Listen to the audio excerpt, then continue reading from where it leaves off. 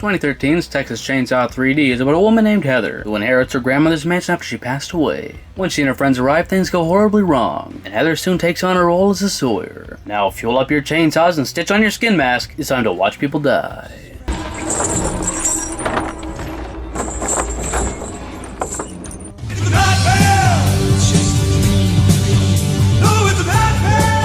After the horrible events of the first movie, an angry mob comes by to deal with the Sawyer clan, resulting in a long and really painful death of at least 9 people. For some reason, the angry mob wasn't arrested for disobeying the sheriff, arson, murder, theft, disturbing a crime scene, posing with body parts. As everyone's hanging out, this guy finds someone who, for all he knows, could have been a victim in all of this. She's not. And rather than ask questions or go to the police, he face boots her. I got her.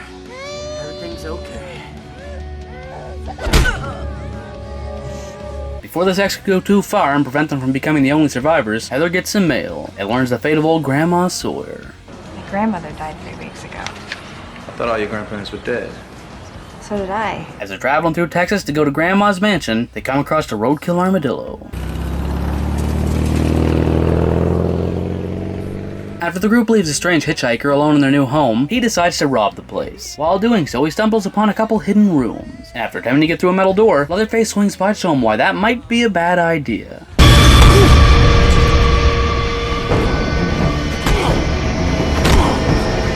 Heather discovers her grandma's corpse upstairs, hurries to tell her friends, and comes face to face with Leatherface. After being thrown to the ground and knocked out, we see an unidentifiable corpse. So let's add that one to the kill count, and Leatherface practices his magic by sawing this man in half.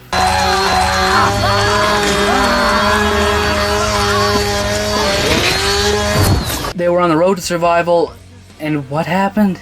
The van flew off the road. Because of course it did, it's a horror movie. Out of everyone that died so far, I mean besides the Sawyers, I guess this guy deserves it the most.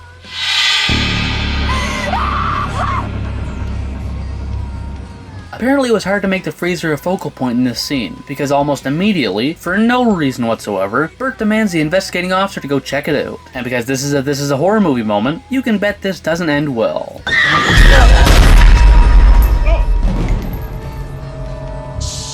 After discovering the backstabbing best friend in the freezer and accidentally blowing her brains out, Officer Marvin attempts to escape, but Leatherface has other plans for him.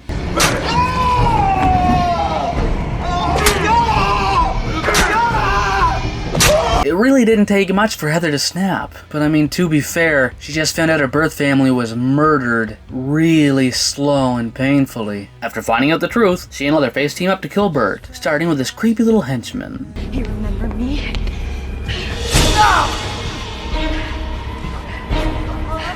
It was great watching Leatherface and Heather fight off Bert, and he does have one of the most satisfying deaths. It's just a shame it looked so wrong. This is CGI you'd see in a really low-budget 90s movie.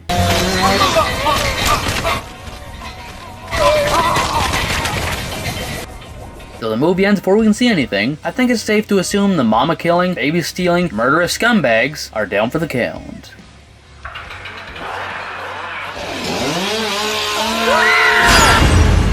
In the end, 2013's Texas Chainsaw has a total of 20 deaths, possibly 22 counting the Millers. My favorite was Bert's. He really deserved it, and I was happy to watch him die. I just wish his son joined him. Which one is yours? Let me know in the comments below. Thank you for watching, and I'll catch you back here again with more dead people.